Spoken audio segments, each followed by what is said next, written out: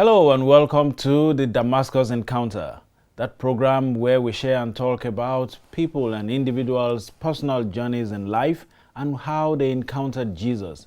In Acts chapter 9, Paul, in his zeal for the God he knew and how much he wanted to serve, was traveling to Damascus so he could get more people imprisoned who were committed to the way of Jesus Christ. But then he encountered Jesus.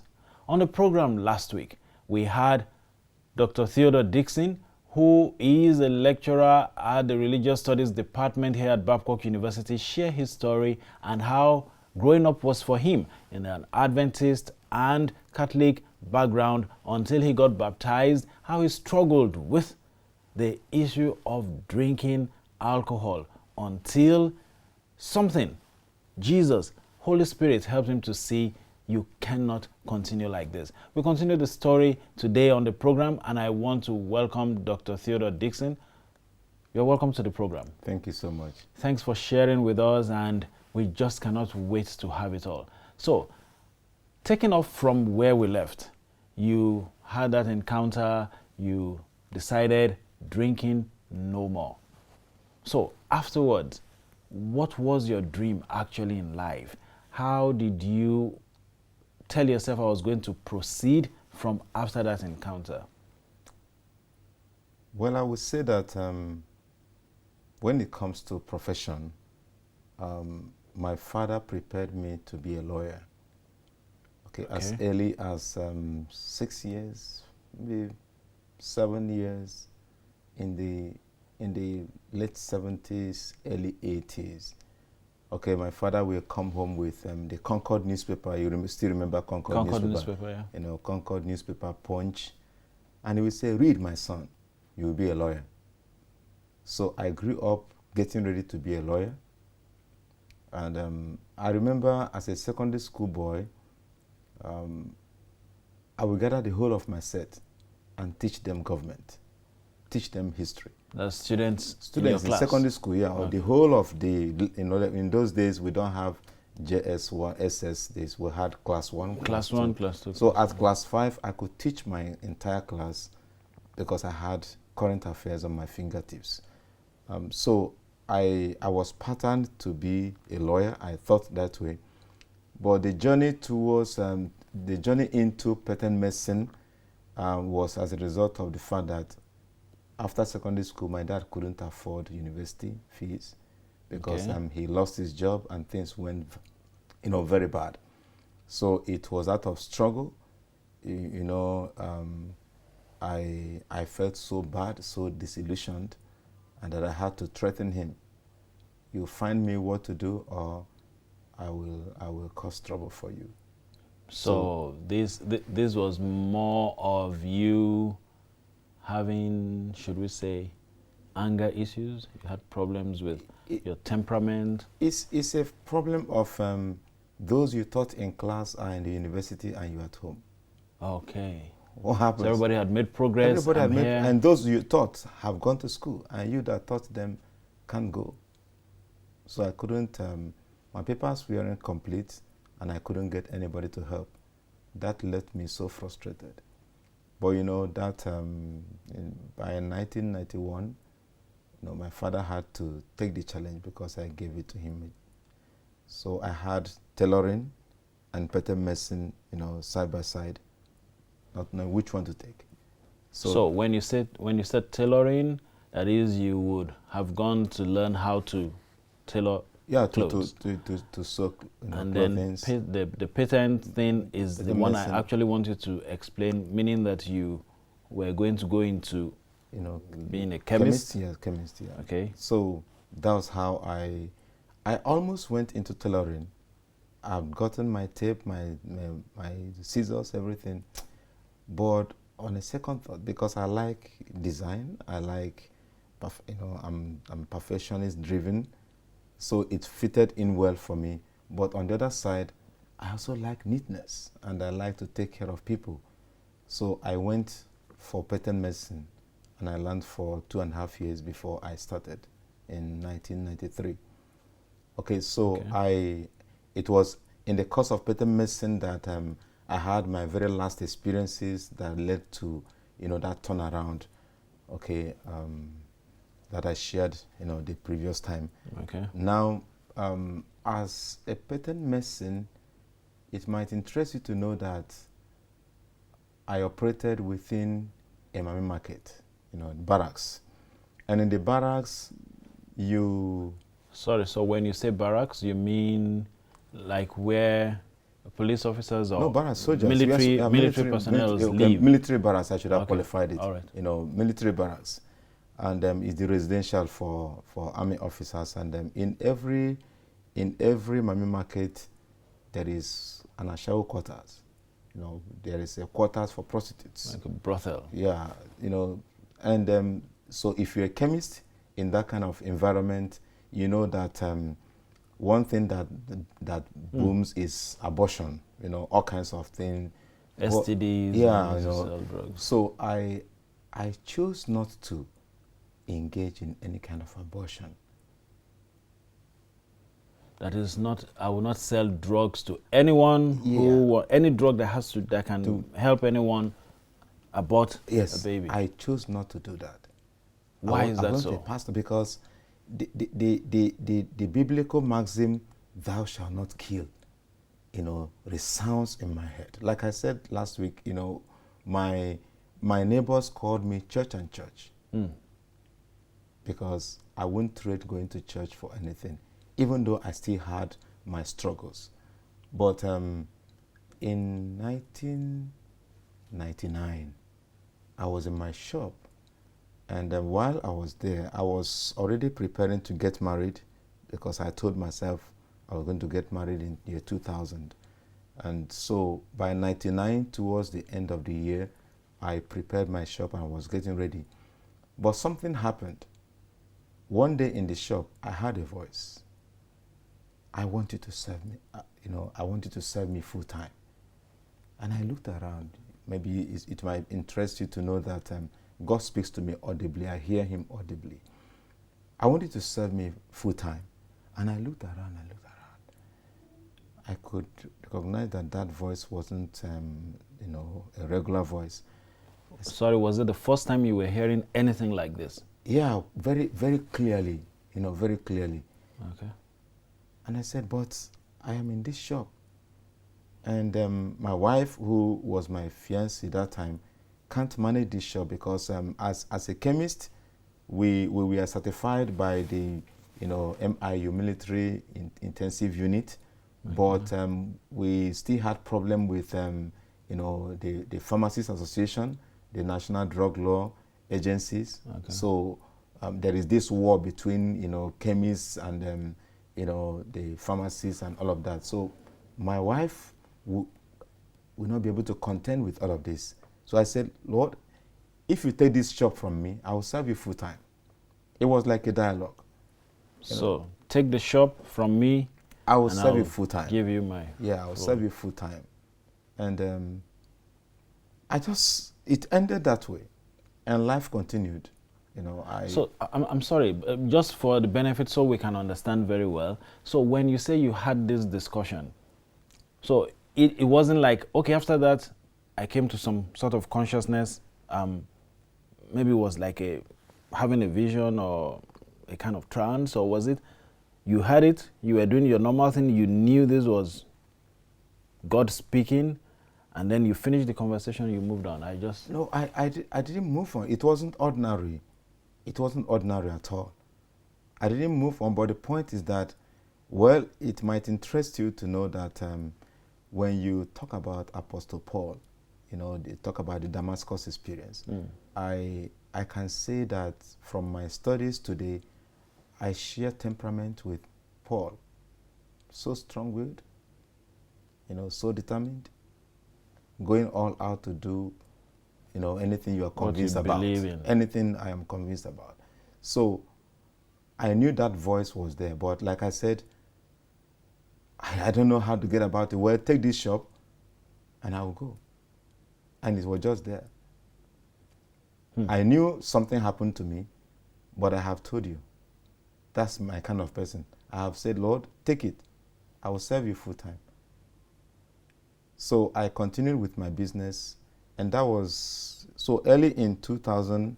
I started preparation for marriage, and somehow we got there by August.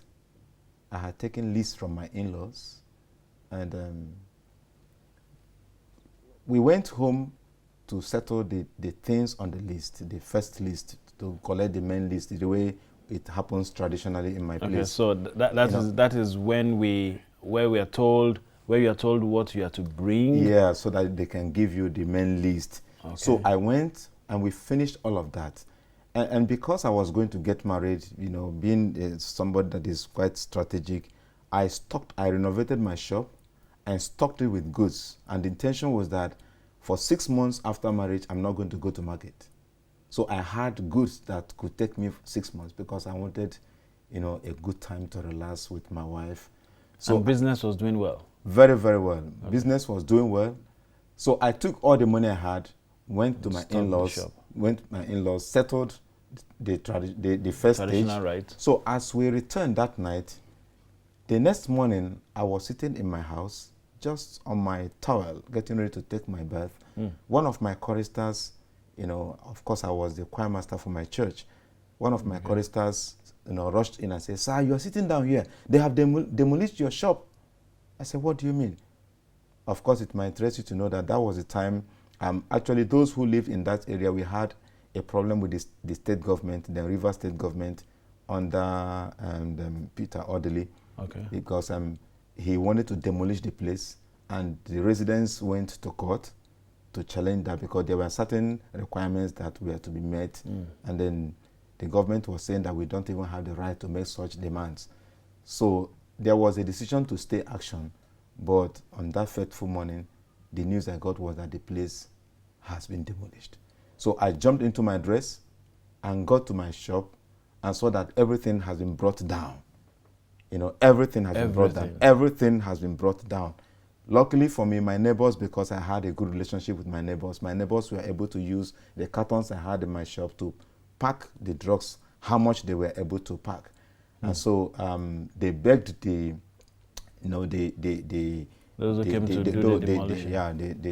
tractor operators to just allow this thing, that the person will come to take them.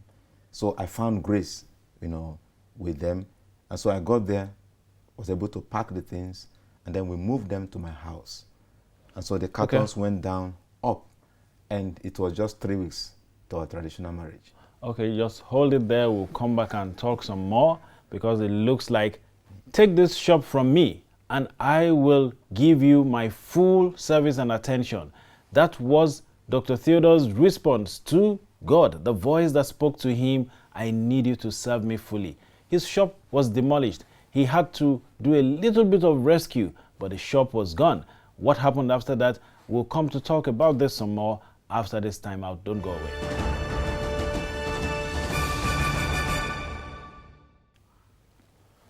Welcome back to the Damascus Encounter. And of course, on the program today, we have been sharing with Pastor Theodore Dickson, who said to God, the voice he heard very audibly, "I need you to serve me fully."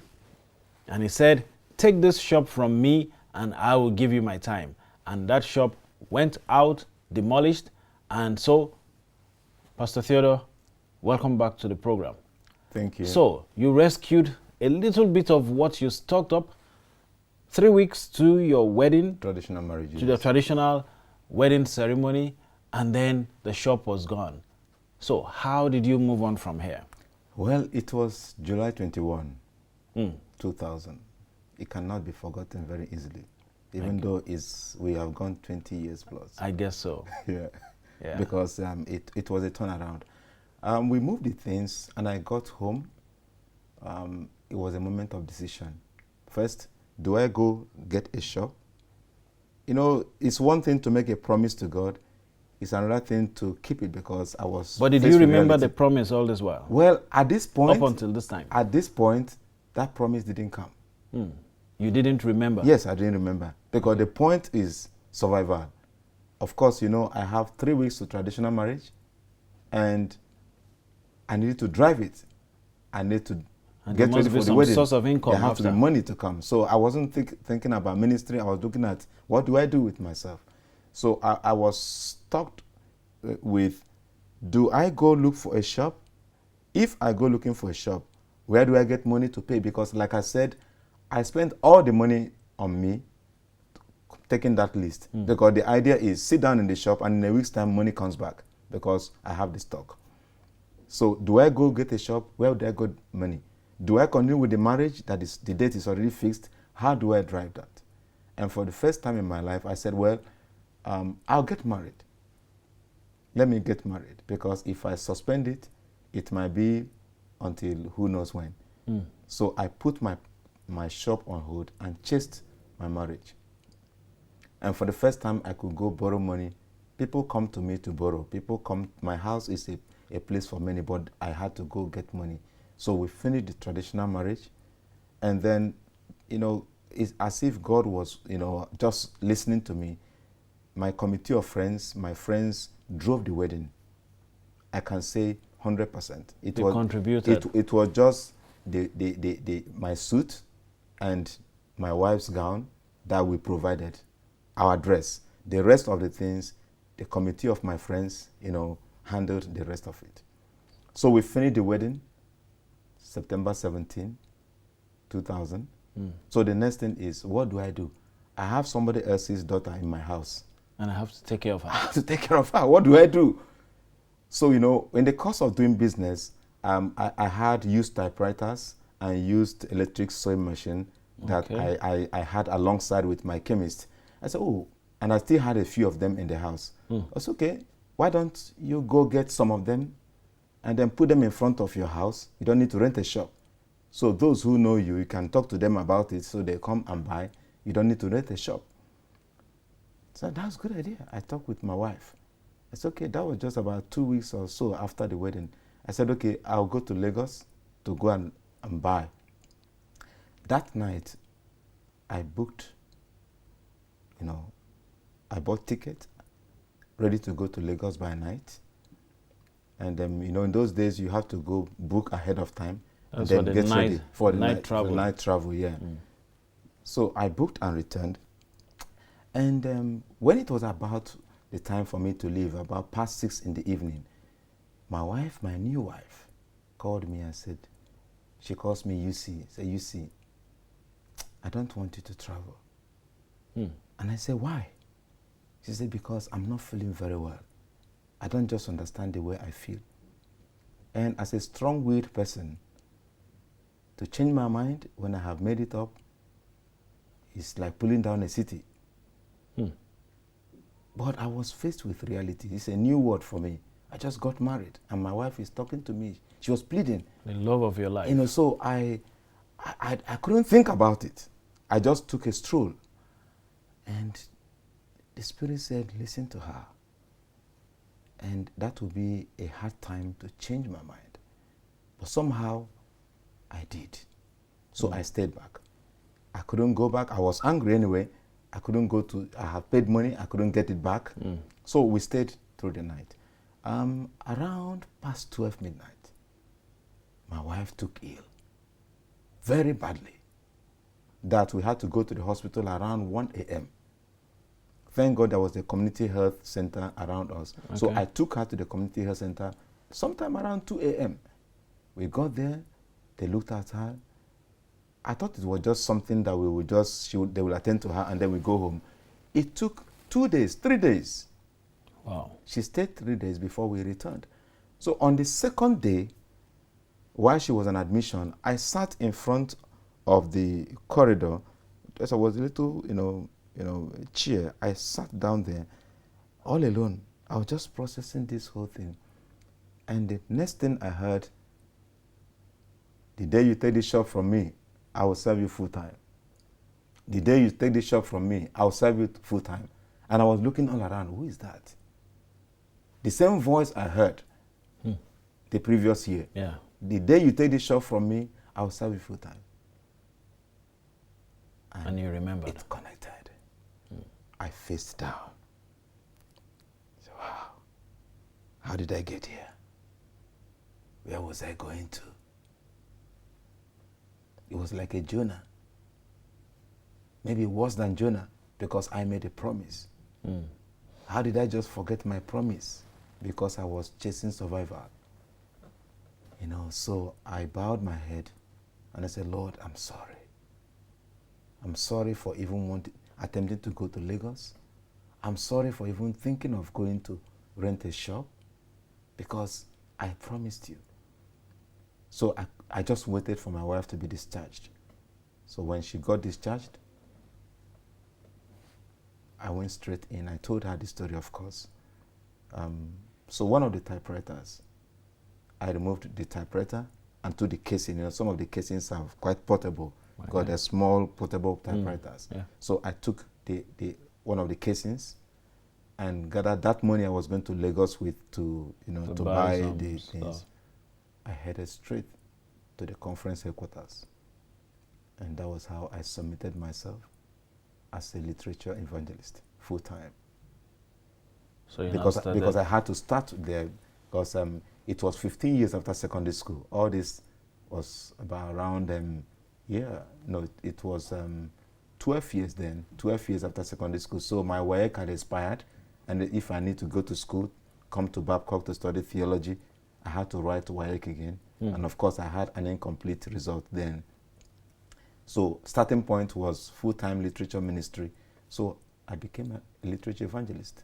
So you just decided I will be a literature evangelist, so you go to the conference and they said, well, you could do this. No, I was in the church. I knew all of that. Okay. Of course, well, maybe I need to say that some of my friends were already in the ministry. Okay. Okay, so I knew that. So you knew what it was all about. Yeah, I knew what it was about. As a seasoned member of my church, I knew the departments and what they do. So literature evangelism now led you to, so you were able to make some money? It was a starting point, you know. So I started literature ministry. Of course, I had opportunity of preaching the gospel. Wherever there is pulpit exchange or evangelisms, I was called to come and preach. So I started the ministry. And then while I was selling the books, I got some money too. You know, maybe that would be a story for another time. I had some challenges, but eventually, by 2003, I got the opportunity to come to Babcock University to study theology. Yeah. And you did study, and you did very well in school. By God's grace. That's good. By God's grace. And so the story continues. At the end of the day, you had a PhD in, tell us about your PhD, what it's all about. Yeah, I PhD in Old Testament. Old Testament. Studies, family, interest in family studies. That's interesting. Yeah, so as you look back today, after this encounter, sometimes they say the more I serve Jesus, the sweeter it gets. So there's a song like that. I don't know exactly. The longer I serve him, the sweeter it gets. So looking back, any regrets turning around on that Damascus road? There wouldn't have been a regret. In fact, you know, the song 516 SDH says, all the way my Savior leads me, what have I to ask beside?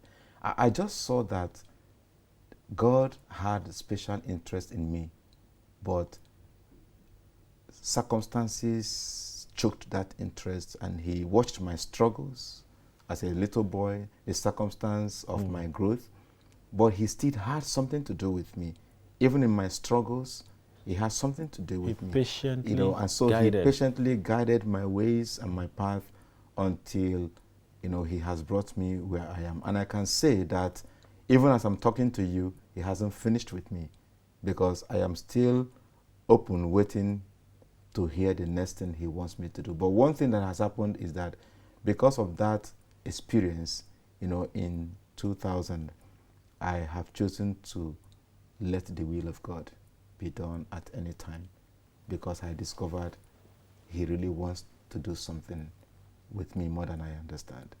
Good. And every step of the way, he has been there. He has been there. He has Very been interesting. There. And I thank God, you know, he used my wife, because every day, each time I see her, I thank her for speaking up. Because if she didn't speak up, perhaps I would have gone to Lagos. God spoke through her. God spoke through her. Yeah. And the children are doing well? By God's You have grace. 2 kids? No, I have 3. 3, okay. We have 3, not I. Okay. You know, because in family studies, you don't talk about yourself. You talk about us. We have 2 boys and then a girl. Okay. And they're all progressing very well in school? Yeah, they're doing very well. You know, it's amazing to know that today the three of them are already in the university. The three. You've come quite a long way. Yeah, God has been gracious. God has been good. God has been very, very gracious. Thank you very much, Pastor Theodore, for being on the program, sharing your story. Not too many times everyone feels comfortable to say what they have been through or what they did, but you have shared with us. And Dr. Theodore has a ministry where he mentors young people and leads them to marriage. He's conducted quite a number of weddings as a result of that ministry, meaning that God deliberately called him and chose his path. And I would like to say at this point, what is your story? How and when did you encounter Jesus? On this platform, on this program, we are there. You can share your story and encourage someone that to serve Jesus, it pays a lot. And no matter what journey you have embarked on, when Jesus steps in, he brings that turnaround. And like Paul, you will do exploits for him. That will be all on the program today. I'm glad that you were a part of it. My name is Femi Akintayo, and until next time when we come your way, I want to say stay blessed and expect your own Damascus encounter. Bye-bye.